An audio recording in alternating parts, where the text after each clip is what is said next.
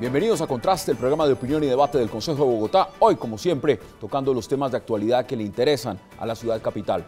Temas como el predial, que tiene a muchos bogotanos en ascuas. Sencillamente, la recaudación de impuestos ha subido de manera impresionante en la ciudad capital y son muchos los bogotanos que están desesperados haciendo colas en los bancos para mirar cómo pueden ponerse al día con el impuesto predial. ¿Qué está pasando? Lo vamos a debatir esta noche. Hablaremos también de esa marcha del 9 de abril por las víctimas, por la paz de Colombia. Cómo se vivió en la ciudad capital, cuáles fueron sus resultados y sobre todo en el marco de lo que significa el proceso de paz en La Habana. Y al final hablaremos también de un tema que siempre le interesa a todos, la seguridad en Bogotá. ¿Qué está pasando con esas cifras y cómo se está manejando desde la Administración Distrital y desde la Policía Nacional? Así que quédese con nosotros porque aquí de inmediato empezamos con este especial programa de los temas importantes de Bogotá. Y qué placer darle de inmediato la bienvenida a tres concejales, al concejal Celio Nieves, a la concejal Soledad Tamayo, también al concejal Josman Martínez y al jefe de redacción de Periódico El Tiempo, Yesid Lancheros. Qué gusto que estén esta noche con nosotros y gracias por aceptar esta invitación. Bueno, ustedes, gracias. Bueno, vámonos de inmediato. Concejal Tamayo, qué gusto que esté acá. No, el gusto es mío, que me hayan invitado a este encuentro. Bueno. Creo que como usted lo ha anunciado, hay unos temas muy sensibles para los bogotanos y particularmente el tema del impuesto predial que se vence hoy 10 de abril, el pago con el 10% de descuento. Creo que es un buen tema traerlo hoy en discusión. ¿Y cómo le ha ido usted con ese tema, con el predial? Pues aún no lo he pagado, tocará recurrir no, a las... usted está como muchos, o sea, muchos bogotanos están así. Nos toca recurrir al 10%, pero utilizando muchas piruetas financieras. ¿No es una penalidad muy alta ese 10%?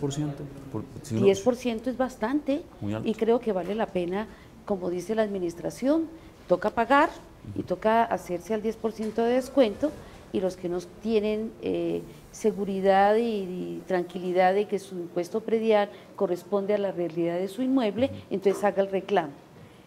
Hoy todavía hay marchas en la ciudad porque están inconformes y porque últimamente ha aumentado enormemente el recaudo por ese concepto. En el año 2003 teníamos un recaudo de 446.000 millones de pesos. En el año 2009, 772.000 millones de pesos. Y en el año 2014, 2 billones de pesos. La administración dice que es por el aumento de contribuyentes. Creo que esa no es la razón que justifica. Porque si en el año 2011 teníamos 1.305.000, subimos en el año 2014 a 1.326.000. Para muchos no cuadran justamente esas cifras. Concejal, ¿cómo le ha ido usted con el impuesto predial? Bueno, pues nosotros hemos hecho una jornada con la comunidad donde nos entregaron un caso terrible en la localidad de Kennedy, que la variación del avalúo y del predial subió un 15% en una localidad como Kennedy, un 16% en Bosa, donde el estrato es 2 y 3. Y un señor me entregó su recibo para pagar 11 millones de pesos de impuesto predial por su casa. O sea, absurdo, o sea, se sale de proporción. ¿Cuánto se puede ganar esa persona en su salario mensual? ¿De qué salario podemos estar hablando? Este señor de cosa particular tiene un taller de mecánica, es el atonero del barrio. Entonces es un oficio muy artesanal, muy de barrio, que él da para soportar a su familia exclusivamente. Él dice, no tengo cómo pagar, puso el reclamo, definitivamente no se lo aceptaron, y uno ve cómo Catastro juega con las cifras. Para cobrar impuestos sí pone la fórmula, la pone al techo, al máximo.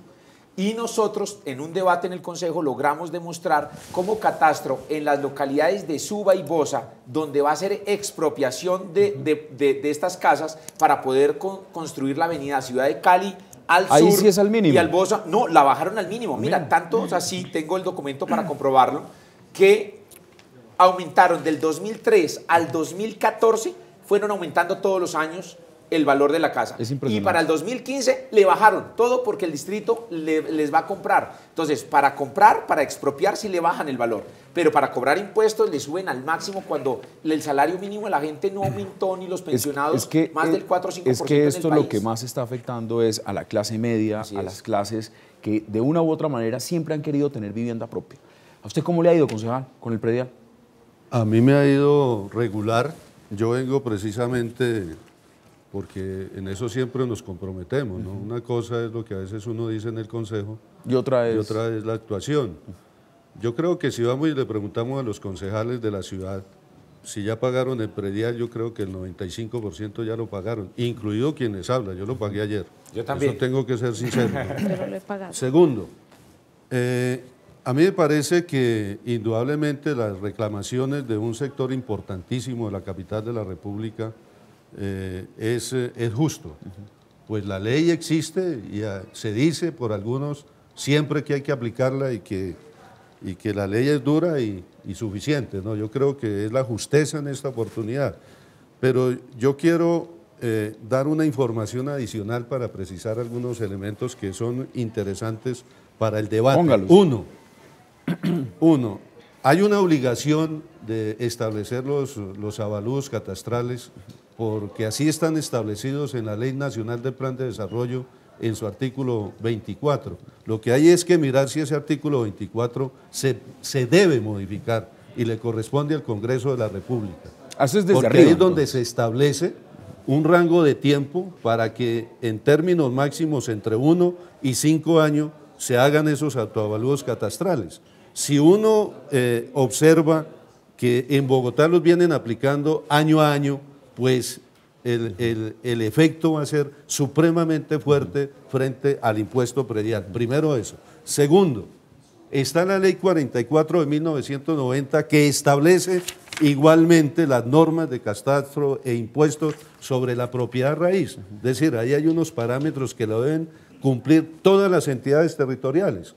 Pero igualmente está el COMPES 3824, que tiene un elemento que para mí es sorpresivo. Le dice a todo el país cómo se debe establecer el autoavalúo catastral, cómo establecer el impuesto predial, y dice a excepción de Bogotá. A excepción de Bogotá. Bueno, pero es un documento precisamente muy interesante que habla del reajuste de avalúos catastrales para la vigencia del año 2015. ¿Y quién establece este COMPES? El gobierno nacional. Ah, bueno, pero venga, dejó entonces, venga, para que el distrito hiciera lo que le diera la gana. Y lo ha hecho mal y ha afectado precisamente a una población. Usted está contando un dato que es bien interesante porque, Yesid, aquí se han lavado las manos unos y le echan la culpa entonces. A ver, ¿esto es responsabilidad de quién? Es responsabilidad del alcalde Gustavo Petro, es responsabilidad del Consejo, es responsabilidad del Gobierno Nacional. Esta mañana escuché varias entrevistas, digamos, del señor ministro de Vivienda y dice, esto no es culpa del gobierno. Nosotros no tenemos nada que ver con esto, eso es un tema territorial y ahí eso lo maneja el distrito. ¿Cómo ve usted y cómo le ha ido usted con el predial? Bueno, Hassan, yo creo que aquí hay 3 puntos en el análisis muy delicados. Uno, hay una desconfianza institucional muy grande en Bogotá hacia el pago de impuestos y no puede ser posible, Hassan, que todos los años el pago del impuesto predial esté minado por estas dudas de las personas sobre cómo se le está calculando a la gente el impuesto predial. Eso le hace daño a la ciudad. Eso le hace daño al recaudo de impuestos y sobre todo las personas no están creyendo en las instituciones y se parte de la mala fe del caso, por ejemplo, que contaba el concejal Hosman, de una persona a la que le llega un impuesto predial por 11 millones de pesos. Entonces ese tema de la desconfianza en las instituciones, de cada vez que se va a cobrar un impuesto se parte de la duda de que el distrito calcula mal, lo hace mal, me parece que es delicado. Segundo, en Bogotá la gente no quiere pagar impuestos, los escándalos de corrupción, la falta de obras. Usted no los ve, usted lo está diciendo. Exacto. La gente dice, ¿yo para qué pago impuestos? La gente no quiere pagar impuestos en Bogotá porque siente que su plata no se invierte bien. O se la roban o la invierten en cosas que no tienen ningún impacto. Y tercero, hay una frase que ha dicho el ministro de Vivienda que yo comparto plenamente y es que el impuesto predial está ahogando y asfixiando a la clase media de Bogotá. No es posible, Hassan, que en menos de un año la gente tenga que pagar valorización y que tenga que pagar también el impuesto predial. Se está haciendo una doble tributación sobre la tierra. Y la gente que tiene casas, Hassan, en Bogotá, no quiere decir que la gente sea pudiente, que ese es un error de percepción. No. Además que esto lo que está haciendo es que está espantando a las personas a que compren vivienda. Claro, pero yo quiero decir que si la ley 1450, que es el Plan Nacional de Desarrollo, establece en el artículo 24, como lo ha dicho el concejal Celio Nieves, que los predios para la formación y actualización catastral deben tener como mínimo el 60% de valor comercial. Aquí hay un problema porque es que a través del CONFIS en el distrito no solamente se contentaron con el 60% que establece la ley 1450, sino que para estratos 1 y 2 establecieron que iba más allá del 60% del valor de la tierra y del valor comercial. ¿Cómo hacen eso?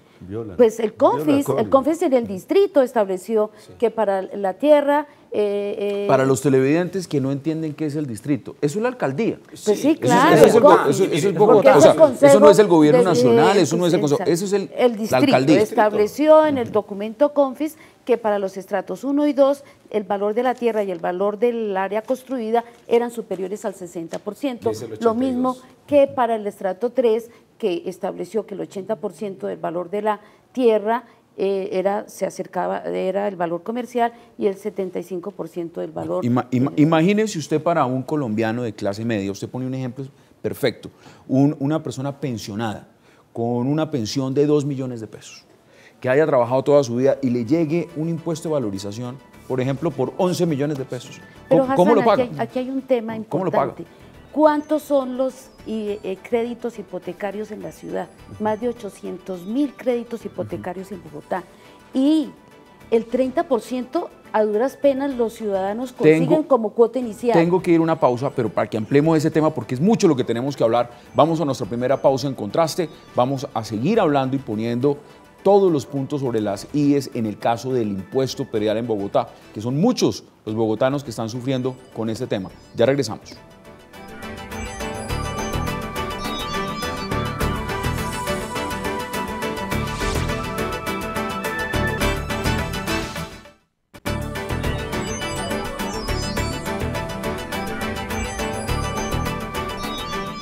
Cada año, por esta fecha, los dueños de bienes inmuebles de Bogotá salen a las calles a protestar por el excesivo cobro en el impuesto predial y este año no fue la excepción. Hemos sido agredidos en nuestros bolsillos terriblemente con esta alza de impuesto predial tan absurda.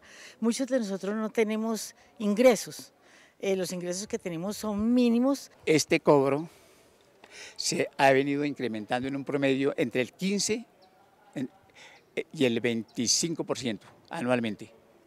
Y la inconformidad mía es porque yo soy pensionado y las pensiones se han ido aumentando en un máximo del 3.5% anual. Recae este impuesto sobre la propiedad de gente que a lo largo de muchos años hemos conseguido un bien inmueble para, como producto de nuestro trabajo a lo largo de muchos años, podamos descansar en estos años ya largos. Más de 1.300 quejas quedaron radicadas en la Secretaría de Hacienda. El plazo para pagar el impuesto predial con el 10% de descuento se venció el pasado viernes 10 de abril. Regresamos a Contraste y acabamos de ver una nota que es muy clara, muy puntual de lo que está pasando en Bogotá con este impuesto. Yesid, mire, el secretario de Hacienda en vacaciones cuando se hace el debate en el Consejo. Eso pasa en Colombia, eso es acá normal. Ahora, 120% de incremento en algunos casos. Usted ahorita me va a mostrar, concejal, le vamos a mostrar a la Cámara lo que ha sido casos puntuales. Pero, Yesid, en este caso, ¿qué se puede hacer cuando, por ejemplo, en los Estados Unidos hay una frasecita muy puntual que dice: lo único seguro que usted tiene en la vida es la muerte y los impuestos? Así dice, death and taxes. Aquí hay cultura tributaria. Usted dice que la gente está cansada de pagar. Sí, no, la gente en Bogotá paga. Lo que quiero decir es que la gente no paga con entusiasmo, como pagaba de pronto en las anteriores administraciones, cuando incluso había un alto porcentaje de aporte voluntario, de que la gente no solo pagaba el impuesto obligatorio, sino que daba aporte de recursos adicionales a ello. Yo creo, Hassan, que la alcaldía tiene que hacer una completa reingeniería para revisar muy bien cómo se están calculando los impuestos en Bogotá. Este escándalo año a año mina la credibilidad y es muy importante que la administración tampoco se escude, Hassan, en el cálculo que hacen de, por poner un ejemplo, de 100.000 recibos, solo hemos tenido reclamos en el 10%. Yo creo que eso ofende a las personas que han recibido ese tipo de facturas con cobros excesivos. Ver a las personas marchando por pagar impuestos, quemando recibos, protestando. Los que están diciendo que hay que hacer. Esa rebelión tributaria no le hace bien a Bogotá. Y la alcaldía, creo yo, que debe ponerse en los zapatos de las personas. Hay unos concejales que han pedido que se suspenda el cobro. Yo creo que más que suspender el cobro de la alcaldía debería entrar a revisar muy bien la base de datos catastral de Bogotá para ver cómo se está calculando esto y mandar un mensaje de tranquilidad a los ciudadanos. Podríamos pensar de pronto quizá en una prórroga, ya no se hizo, ¿no? Una prórroga de fechas, ya eso no va.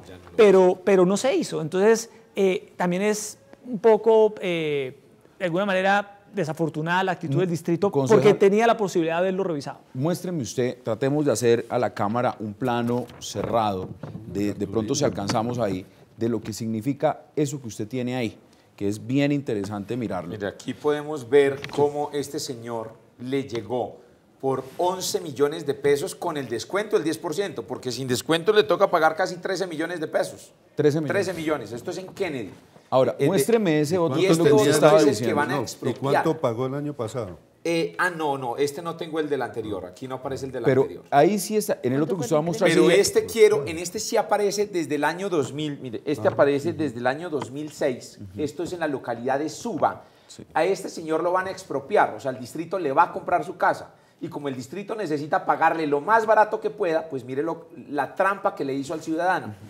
Desde el 2003, desde el 2006, le empezó a subir año tras año los impuestos. Mientras él paga, le suben los impuestos. Ah, sí, mientras él pagaba y era su casa.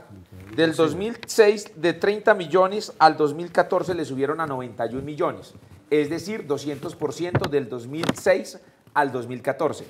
Y en el 2015, como lo tienen que expropiar, le bajaron de 91 millones a 86 millones. ¿Usted puede creer todo eso? para pagarle menos a la gente. ¿Usted puede creer eso? Esto es absurdo. Cuando el contralor en el Consejo nos mostró unas cifras muy técnicas de parte de su equipo, donde en Bogotá, en la última década, todo Bogotá le aumentaron la valorización por medio del predial en un 84%. Es de las ciudades que más ha crecido en valor de tierra por medio de impuestos, cuando el salario de la gente en esta década no ha superado el 30%. Lo vimos en la nota muy claro diciendo un señor pensionado, mi pensión sube un 5%. Máximo. Sí. Mi pensión sube un 5%. Y resulta que tengo el predial que sube el 120%. ¿Cómo paga una persona normal? Eso es imposible, Gonzalo. No, eso es imposible y todo lo que haya que modificarse en favor de los que han venido reclamando con justeza la irregularidad, hay que actuar en esa línea, pero igualmente Hassan pregunta, bueno, ¿y quiénes son los responsables? Aquí hay una responsabilidad compartida. Bueno, el distrito dice que ustedes tienen aquí hay una responsabilidad compartida. Hay unas normas de carácter nacional que yo creo que hay que modificarlas, porque son de aplicación en todo el territorio nacional. Mire lo que yo les decía, el COMPES 3824 habla de los reajustes a los avalúos catastrales para el año 2015 en un índice no superior al 3%. Y deja por fuera de esa aplicación a Bogotá. ¿De quién es la responsabilidad? De ese ministro de la Vivienda que ayudó a construir este COMPES, porque esto tiene que ver con esa política. ¿Qué año está ese COMPES? Es para el 2015. O sea, usted está hablando... Usted está hablando de la aplicación de este año. Usted está hablando del ministro Henao. Del ministro Henao, que lo escuchamos muy bien. 2. Está la ley 44 de 1990, que tiene que aplicarse por todo el territorio nacional, porque es la ley. Yo no soy muy defensor de la ley, y mire, hoy lo estoy haciendo. ¿Cierto? Que no pero igualmente, es un buen dato. Igualmente, entonces decimos nosotros, y para quedar a veces bien con la galería, decimos, no, que se tengan en cuenta otros parámetros, y yo estoy de acuerdo que se tengan en cuenta otros parámetros. Por ejemplo, en el Consejo nos pusimos todos de acuerdo que hay que incluir la capacidad de pago del contribuyente. Perfecto, estamos de acuerdo. Pero hoy nosotros no lo podemos hacer, si no se modifica la ley. Perdón, que podemos tener un elemento adicional, es el incremento salarial anual de los trabajadores del país, o del IPC, para tener en cuenta a toda la población colombiana. Pero eso tiene que hacerse en el Congreso de la República. Y si hay una responsabilidad en el distrito, claro, porque ¿quién visita las viviendas? La Dirección Distrital del Catastro, que le pone unos valores y unos precios a la vivienda. Pero y ahí es donde está, en Bogotá, no, en Bogotá. En la casa. Yo quiero preguntarle a los bogotanos cuándo entraron a su casa. Es decir, ven la fachada. No, Osma, por eso estoy diciendo, esa es la responsabilidad del catastro distrital. Más allá si lo cumplen uno a uno o no lo cumplen. A ver, pero vamos por los que puntos. determinan el valor concejal, de la tiene vivienda. usted la palabra. Entonces eso tiene que estudiarse una metodología distinta Cuando establecerse dice un el valor gobierno distinto. distrital que ha consultado la capacidad de pago de los bogotanos, pues no la ha consultado, porque en un universo de más de 2.250.000 hogares en Bogotá, ha consultado a 7.700 hogares. Dios, en ese universo, pues eso no corresponde a nada. Por supuesto. Uno diría, y entonces la depreciación de los predios, ¿cómo vamos a comparar un predio que tiene 25 años a un predio de un edificio que construyeron cerca a ese predio, y entonces en las zonas homogéneas le vamos a poner el valor comercial y el valor de la tierra y el valor comercial del área de construcción en zonas homogéneas el mismo valor? Pues no corresponde. O sea, hay algo que molesta un poco y es una especie de populismo que se hace cada vez que ocurre esto. Y creo yo que también hay una especie de responsabilidad compartida no solo del distrito, sino también del Consejo. Si desde tiempo atrás vemos que los esquemas de tributación en Bogotá son desiguales, si vemos que hay injusticia, ¿qué ha hecho el Consejo de Bogotá para evitar esto? Mire, ¿Qué ha hecho yo sí la te contesto alcaldía de eso. manera previa para hacer esto? Ahora, claro, como ven que las personas les llegan los recibos con precios excesivos, la gente sale a marchar, yo creo que también, Hassan, hay una especie de aprovechamiento político de este tema, que es un tema técnico. Yo creo que hay concejales que se aprovechan políticamente de esto, hacen politiquería con un asunto que es netamente técnico y que afecta al bolsillo de las personas. Y la alcaldía... Usted dice algo muy importante, es desde el punto técnico. Y quiero retomarlo porque lo escuché de alguien que decía lo siguiente: se está tomando estas decisiones como por los tecnócratas, es decir, que cogen sencillamente la calculadora y dicen, esto es lo que hay que pagar, a usted le tocó y sencillamente ahí no se salva nadie. Pero no hay un componente muchas veces político y social frente a la medida.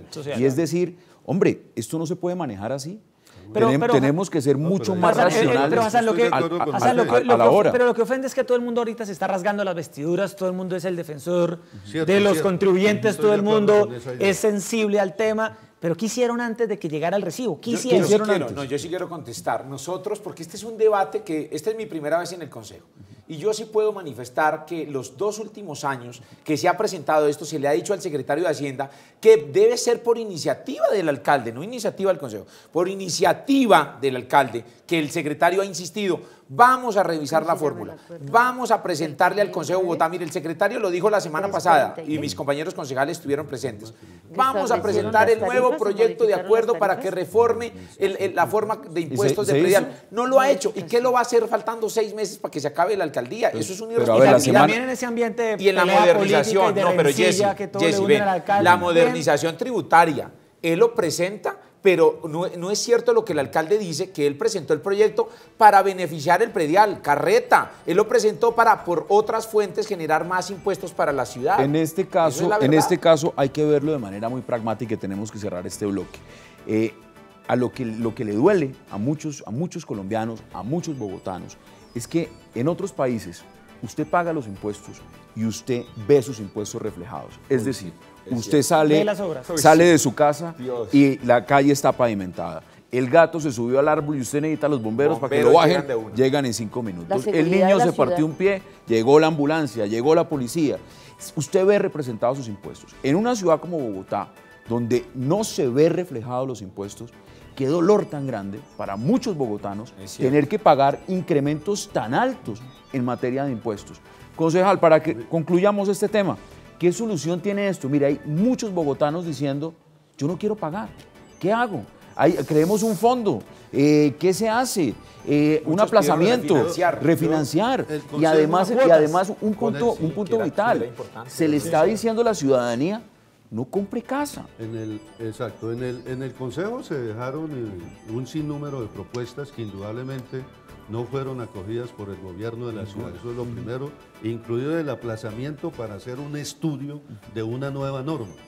Eso es interesante, pero yo quiero dejar un punto también aquí muy breve claro. Para que todos puedan concluir. A mí me parece que el mercado inmobiliario también es responsable de los altos costos en los autoavalúos catastrales y no se le ha dicho nada a la ciudad, porque ahí hay unos responsables que son los grandes constructores, los grandes terratenientes de la tierra frente que compran frente a eso que usted dice, en Bogotá ya hay apartamentos, metro cuadrado de 20 millones de pesos.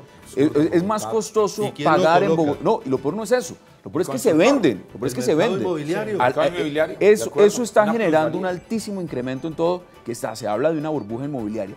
Brevemente, concejal, sus conclusiones. No, yo también diría que hay una especulación del valor de la tierra en la ciudad y que el tener en cuenta la administración, el mercado inmobiliario, cómo se mueve, no puede ser la justificación para decir que nos estamos acercando al valor comercial y que estamos dando cumplimiento a la ley. Creo que el aplazamiento ya no fue posible, pero será necesario que el gobierno distrital haga un estudio profundo a la capacidad de pago de los bogotanos, pero también a los métodos utilizados para sacar para las mediciones. Buen punto. La medida del valor de la valor. ¿Cuáles son sus conclusiones brevemente? Bueno, el distrito no aplazó la fecha del descuento del 10%. Hay una segunda fecha.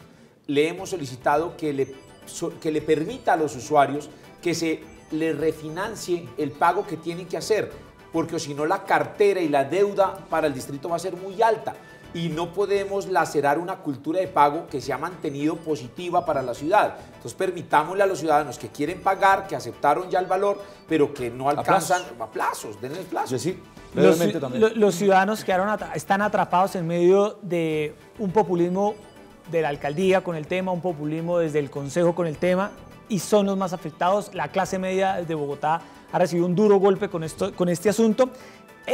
Tener casa en Bogotá no es sinónimo de tener liquidez. A la gente no se le puede gravar la tierra 2 veces en menos de un año. Eso es ilegal, eso es antitécnico, eso afecta a la economía de un hogar. Claro. Y tercero, esperemos que este escándalo no sea el escándalo de todos los años por esta época, sino que por favor los señores concejales y los señores de la alcaldía se pongan serios y tramiten un nuevo proyecto para darle orden a este tema. Ese es el punto. Vamos a la pausa en Contraste. Recuerde nuestra dirección, @Contraste Bogotá en Twitter. Envíenos todas sus opiniones y comentarios y participe, por supuesto, activamente de este debate.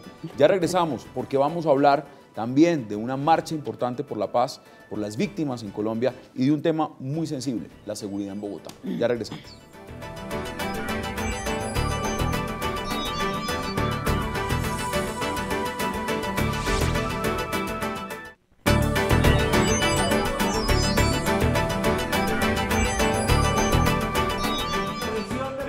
Desde el Centro de Memoria, Paz y Reconciliación comenzó esta gran concentración con la participación de concejales de todas las bancadas apoyando el actual proceso de paz. Yo creo que hay un compromiso del país con que la guerra definitivamente se extinga del escenario nacional y pasemos a una reconsideración de convivencia contra la violencia.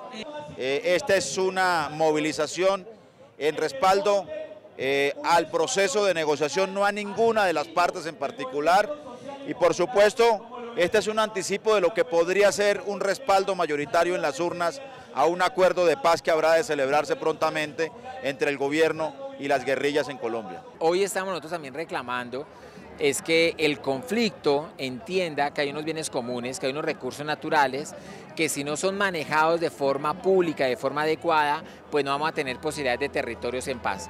Otros dirigentes políticos también participaron de la movilización, invitando a los colombianos a creer en el proceso de paz. Este es un mensaje tanto a la Mesa de La Habana como a todos los sectores del país que no quieren aceptar que la paz es el camino. Lo que está hoy en la calle son una marea blanca, personas que vienen de las regiones, de la misma ciudad de Bogotá, en muchas partes del país también, diciéndole un sí rotundo al proceso de paz, que comience pronto otro proceso con el ELN. Creo que lo que tenemos que decir hoy es la inmensa satisfacción que sentimos de esta movilización tan impresionante, de este espaldarazo al proceso de paz. El alcalde Gustavo Petro aseguró que Bogotá es la ciudad de la paz. Yo creo que el mensaje central de esta enorme multitud, de este llamado, de este grito ciudadano, es contra quienes quieren perpetuar la guerra. Aquí Bogotá les dice, esta ciudad no es para los violentos. Por otro lado, el concejal Osman Martínez, aunque apoyó la marcha, también denunció que la Secretaría de Integración Social no brindó atención a más de 150.000 niños y niñas, pues sus maestras debían asistir obligatoriamente a la marcha. Aquí lo lamentable fue que el alcalde, con el decreto que firmó del día cívico, obligó a las profesoras de integración social a ir a marchar. Cuando las profesoras me manifestaron en aquel entonces que ellas querían ir a trabajar. Otro tema causó inquietud en el Cabildo Distrital, la controversia de la visita del exjugador de fútbol Diego Armando Maradona, quien participó el pasado viernes en el Partido por la Paz. Para algunos concejales no es de buen ejemplo para nuestra sociedad. Maradona es buen ejemplo para los futbolistas, mal ejemplo para los ciudadanos, porque es un hombre drogadicto, es un hombre conflictivo y es un hombre que le pega a las mujeres. Realmente es un magnífico futbolista, ha sido considerado uno de los mejores del mundo, pero qué pésimo ejemplo para la juventud. Finalmente, las víctimas del conflicto armado en Colombia fueron homenajeadas por el Cabildo Distrital. Regresamos a Contraste y por supuesto esos son reflejos de lo que fue esa marcha por las víctimas. Pues sobra decir, Yesid, concejal, ya lo vimos ahí en la marcha, usted muy motivado. ¿Ustedes marcharon? Claro. ¿También marchó? Solidaridad con las víctimas. ¿Marchó? No los acompañé todo el recorrido porque tengo una afección de mi rodilla, entonces, pero ya estuve en su inicio. En su inicio. ¿Y usted, Yesid? Desde el periódico monitoreando la marcha. Monitoreando. Ahora, esta marcha, antes de que... ¿Hassan marchó? No, yo estaba trabajando todo el día. Es que el sector privado no dio permiso. Eso es un buen punto, eso es un buen punto. Mire, antes de que les pregunte por Maradona, que también les voy a preguntar al final, estas marchas en la ciudad, ¿creen ustedes le está generando realmente presión, apoyo al proceso de paz? Fue una marcha que recibió una colectividad de apoyo masivo. ¿Cómo lo ve usted, concejal? Bueno, pues yo marché en solidaridad con las víctimas, pero por convicción. Convicción. El llamado de atención que yo le hice por los medios de comunicación al alcalde es que él obligó a los contratistas a ir. Él firmó día cívico. Mire, aquí tengo un chat donde me dice: hola Osman, lo más triste de la movilización de mañana es que solo nos obligan a los contratistas y nos presionan con las obligaciones del contrato para ir a la marcha. O sea, todos los contratistas, mira, acá tengo un correo donde la subdirección de infancia que hay en integración social obliga a los contratistas a ir a la marcha y a no atender a los 150.000 niños. Hay que ir a la marcha. Mire, hubieran podido invitar en el día cívico a los del área administrativa. Pero ¿por qué obligan a servicios sociales tan importantes como es a dejar a los niños sin clase? Si queríamos ser solidarios con las víctimas, hagamos unos actos simbólicos en el aula de clase para enseñarle a esta nueva generación que había un pasado de guerra que no hay que repetir, pero eso lo podemos hacer enseñándole en el aula de clase. No el niño cuidado por la abuelita o la vecina, que fue lo que pasó el día de ayer con 150.000 niños en Bogotá. Pero por el resto, me encanta la diversidad política que se presentó en la marcha. Varios sectores. No, varios muchos, sectores. Pero varios todos sectores. a favor de la paz y hay que mantenernos firmes y constantes en la defensa de la paz. ¿Cómo lo ve usted? Yo creería que a partir de la ley 1448 del 2011, donde se establece que el 9 de abril es el día para recordar a las víctimas, pero también para solidarizarnos con las víctimas, no solamente recordatorio, sino también el día de ayer yo encontré es que es una manifestación de quienes estuvimos y de los que no estuvieron, porque hay algunos que no van, pero sí están convencidos de que los diálogos de paz en La Habana tienen que ser una realidad y una esperanza que tenemos todos los colombianos de lograr algún día que los campos de este país puedan llegar su gente y pueda retornar a sus tierras. Ahí veíamos, en esa nota veíamos al congresista senador Iván Cepeda diciendo: y ojalá se abra una mesa de diálogo con el ELN también. Eso esperaríamos y quisiéramos que ojalá no se dilate tanto y que ojalá todo lo que tenemos y esperamos los colombianos al fin algún día lo logremos.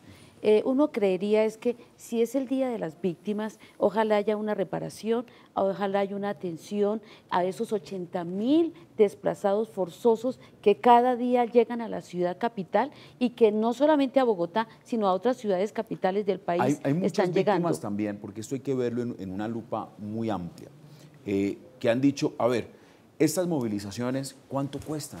¿Cuánto valen? Se cuestionó mucho si Maradona cobraba o no cobraba, si es un buen ejemplo o no, si se puede invertir de otra forma. El tema de las movilizaciones y de las marchas es un derecho legítimo. Ahora, la pregunta es, ¿usted cree que estas marchas están realmente soportando un apoyo fuerte al proceso de negociación en La Habana? Lo decía la concejal Soledad, no la marcha como tal, sino el día 9 de abril se hace en razón de una ley de 2011, una ley de la República, por una ley de víctimas.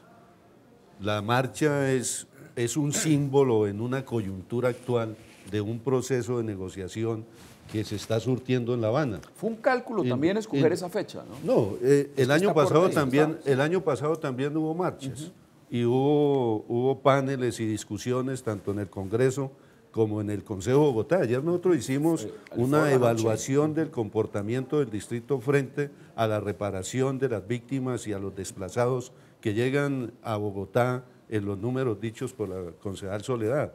Entonces yo sí creo que estas marchas deben animar el sentimiento nacional de una lucha por la paz, ¿sí? Ojalá el próximo 9 de abril no realicemos una marcha por una presión democrática justa y valerosa para que el proceso de paz culmine, sino que ese día celebremos un acuerdo entre las FARC, un sector de la insurgencia colombiana y el gobierno nacional. No solamente es el caso puntual de lo que está diciendo el congresista Iván Cepeda, que lo dicen varios sectores, sino también, por ejemplo, desde ayer el presidente de Uruguay, Tabaré Vázquez, ya dice, mire, Uruguay puede ser país para que vengan unos futuros diálogos exploratorios con el ELN. ¿Cómo vio usted el tema de la marcha?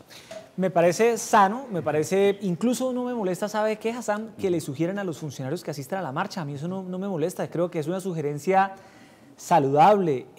No creo que los estén invitando a cometer un delito. Una cosa es que los inviten, otra cosa que los obliguen. Sí, bueno, ahora también tenemos que... Sí, la sugerencia no me molesta, si es una obligación, sí.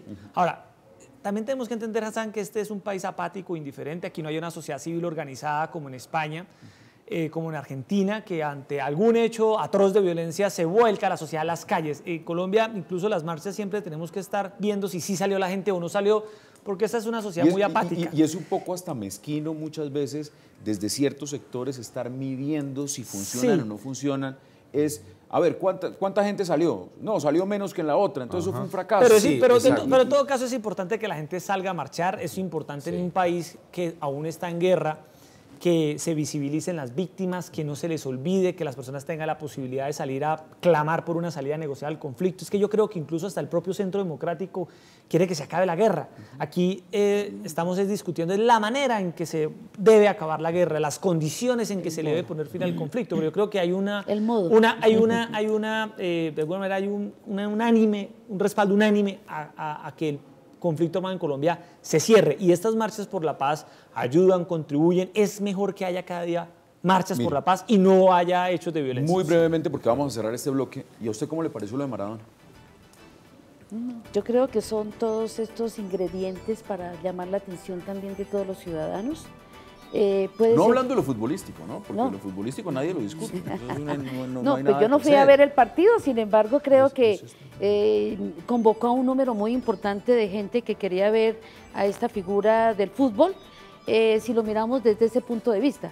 Si lo vamos a mirar, el ejemplo para los jóvenes, quienes no conocen su historia seguramente pasan por encima, pero quienes conocen su historia de lo que ha pasado con relación a la vida del consumo de sustancias psicoactivas, pues no sería un buen ejemplo. Pero centrémonos más bien en la vida de la figura futbolística. Creo que fue un buen motivo para convocar a mucha gente. Tengo que ir a la pausa. No sé si ustedes quieran opinar sobre Maradona. ¿A usted sí le gustó que viniera?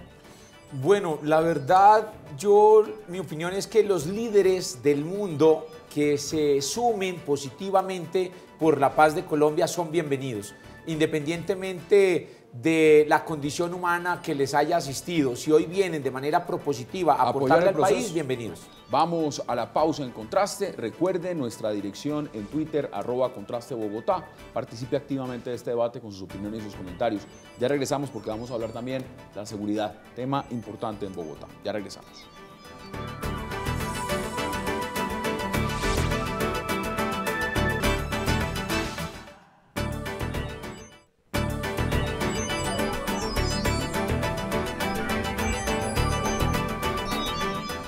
Regresamos a Contraste en el último bloque a hablar de un tema muy importante, la seguridad en Bogotá. ¿Qué está pasando con las cifras? ¿Cómo es la percepción?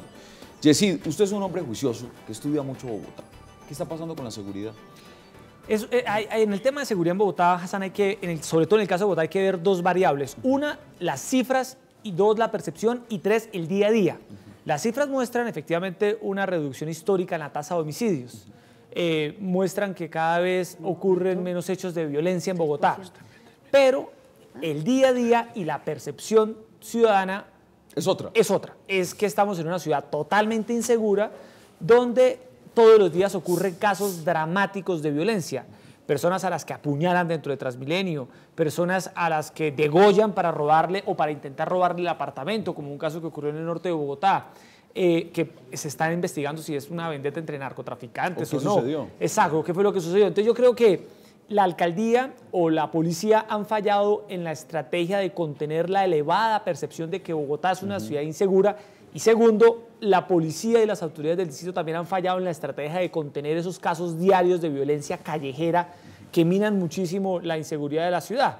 Efectivamente vivimos en una ciudad donde el riesgo de ser atracado, de ser robado... No es una ciudad fácil, es una megaciudad. Exacto, es muy alta la posibilidad de que aquí seamos víctimas de un atraco, de un robo, y las autoridades se han quedado cortas en el tema de atraco callejero. En homicidios nos va muy bien, Hassan, pero en atraco callejero las autoridades en Bogotá se desbordaron por completo. Concejal, ¿usted cómo ve el tema de la seguridad? Varios debates se han puesto también en el Consejo. En algunos ha podido ir el general Guatibonza, en otros no. ¿Cómo ve el manejo que se le ha dado al tema de la seguridad? Yo creo que lo que acaba de decir Yesid es acertado, en mi opinión. El problema de percepción es muy elevado. La realidad hay que confrontarla mucho más con mejores estadísticas y con mejores fuentes. Las fuentes son manejadas indistintamente también.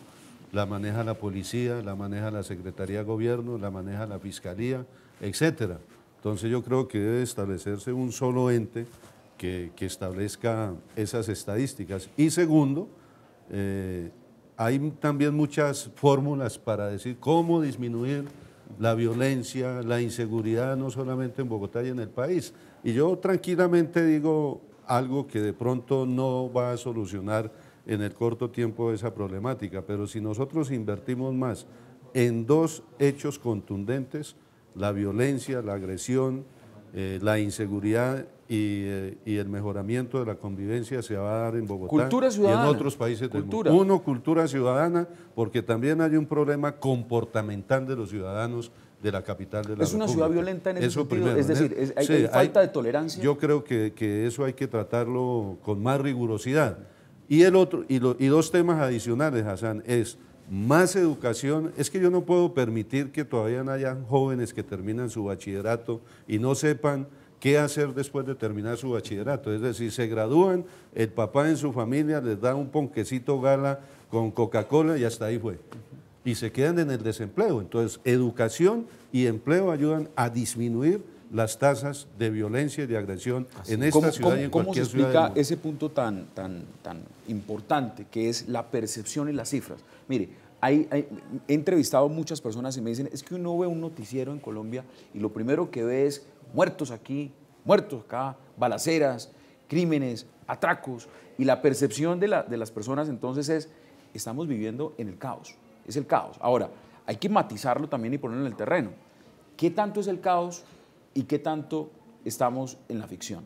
¿Cómo está la seguridad en Bogotá? Pero yo también. Sí.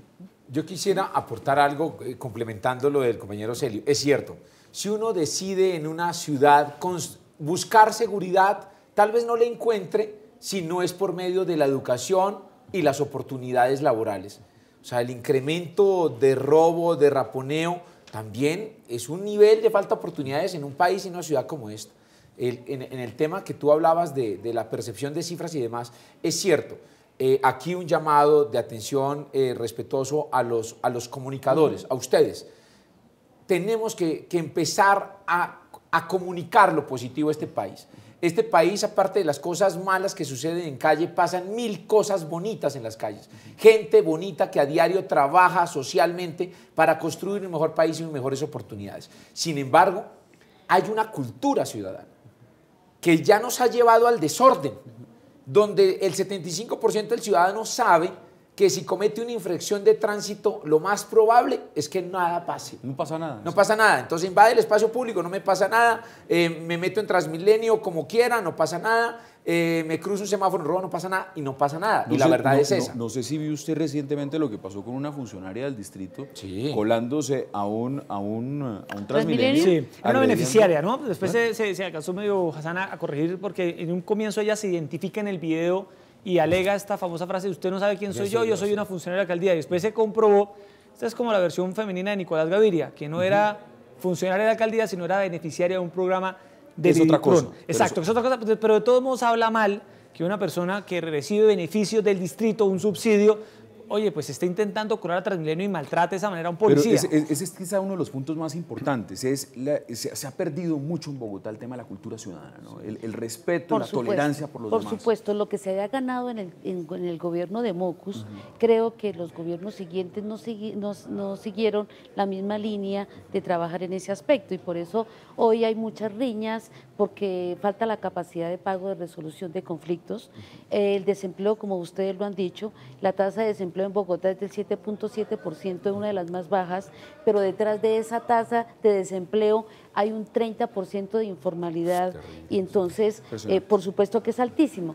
Pero de igual manera, yo diría que lo que ya registramos en la ciudad, si bien es cierto, es el atraco callejero, el atraco a personas, hay también unas bandas organizadas, sofisticadas, entrenadas, de comando, que están generando bastante preocupación a las autoridades y a todos los bogotanos, porque hoy vemos fácilmente, como usted decía, Yesid, como hasta degollan a los propietarios de los inmuebles por atracarlos.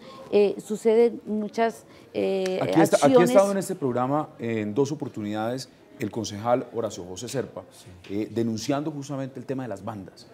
Un tema muy fuerte en el tema de seguridad en Bogotá. Ahora, si uno quiere plantear soluciones, mire, se ha discutido mucho si Bogotá no tiene la suficiente fuerza de policía para atender las necesidades. No la tiene. Si hay una desconexión muchas veces entre el distrito y la policía. ¿Cómo ven ustedes? La cifra es la siguiente, Hassan. Naciones Unidas recomienda para ciudades como Bogotá que haya un policía por cada 250 habitantes. En Bogotá la relación es 1 por cada 400. Segundo, la policía en Bogotá ha puesto en marcha unos planes cuadrantes que han sido efectivos, pero estos planes cuadrantes de alguna manera han desplazado la acción policiva a zonas específicas donde el robo no está ocurriendo, porque hoy en día el robo es móvil, el robo ocurre en el Transmilenio, ocurre cuando la gente va en su carro. Entonces yo creo que la policía y la alcaldía deberían ver qué estrategia hay que poner en marcha. Y lo otro es el tema de Transmilenio como tal. Yo creo que las autoridades distritales de los últimos años, sobre todo los gobiernos de izquierda, han sido incapaces y han fracasado para mejorar la seguridad de Transmilenio. Incluso han sido un poco apáticos con el sistema, lo han dejado morir.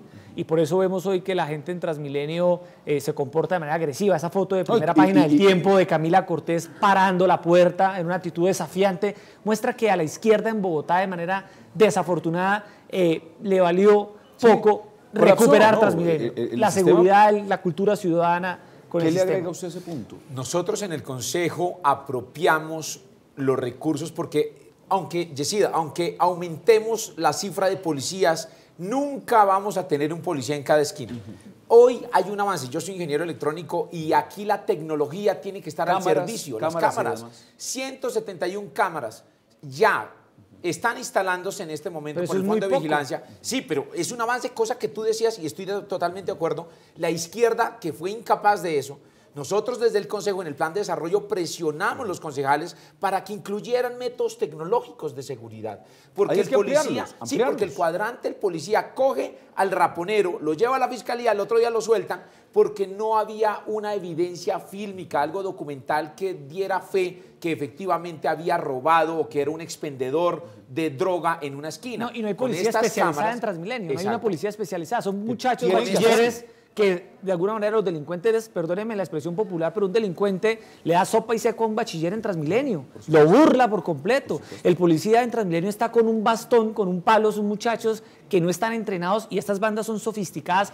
Hace poco el Tiempo publicó una historia, Hassan, de una banda de 10 personas que ingresaron a la Estación de los Héroes en la troncal de la Caracas, y entre el momento en que se abre la puerta entraron 10 delincuentes con cuchillos armados, le robaron todas las pertenencias a todos los pasajeros, salieron orondos y se fueron caminando por la Caracas. Dígame usted si un policía bachiller es capaz de ir a perseguirlos. Eso es sencillamente increíble. Nos quedan pocos minutos. Sí. ¿Cuál es su conclusión donde deberían estar esas mejoras, concejal? No, las mejoras, vuelvo y las repito, para mí el problema de la inseguridad no es un problema ideológico solamente. Aquí la inseguridad, si estamos hablando de un proceso de paz de más de 60 años, que no fue responsabilidad de la izquierda colombiana, ¿no? Estamos precisamente animando para que esos problemas se solucionen. Yo sí vuelvo a decir, la cifra del desempleo, si bien es cierta, no es la más alta del país y influye en el acto individual por la persona no irse a acostar sin comer absolutamente nada. Muy difícil. Bueno, y la educación, para mí es educación y más empleo. Aquí hay 19.000 policías y podemos tener 50.000. Oh, y el tema de la cultura pero si la gente es muy importante. Sigue en el desempleo, sencillamente sigue haciendo la Se nos ha acabado el tiempo. Concejal Celio Nieves, como siempre, un placer y gracias por aceptar la invitación. Muchas gracias. Concejal Soledad Tamayo. El microtráfico también nos está haciendo un daño terrible y sobre todo a los jóvenes y muchachos que sin terminar incluso su bachillerato se han dedicado al consumo. Hoy la ciudad tampoco está preparada para atender a todos estos hogares que sufren esta situación lamentable de tener en sus hogares miembros de su familia involucradas en esos asuntos. Concejal Josmer Martínez, como siempre, qué gusto. Gracias, Hassan, un placer. Y aquí también a la Secretaría de Educación convocarlo, porque hay una queja que en los colegios, cuando eran de muros, los colegios públicos tenían muros en los 4 costados, pusieron rejas, por allí el microtráfico entraba la gente. Es volver otra vez a tener los muros en los colegios para garantizar, blindar a los jóvenes mientras estén en su temporada escolar. Y Yesid Lancheros, como siempre, qué placer y gracias por aceptar la invitación. No, Hassan, al contrario, muchas gracias por la invitación y por compartir las reflexiones con los concejales y con usted. A ustedes, gracias por acompañarnos. Recuerden, el debate sigue abierto en las redes @contrastebogotá. Esa es nuestra dirección en Twitter. Los esperamos en una próxima oportunidad con más debates de interés de los temas puntuales que nos interesan en la capital de la República. Este es un programa del Consejo de Bogotá porque el Consejo le responde a la ciudad. Gracias por acompañarnos.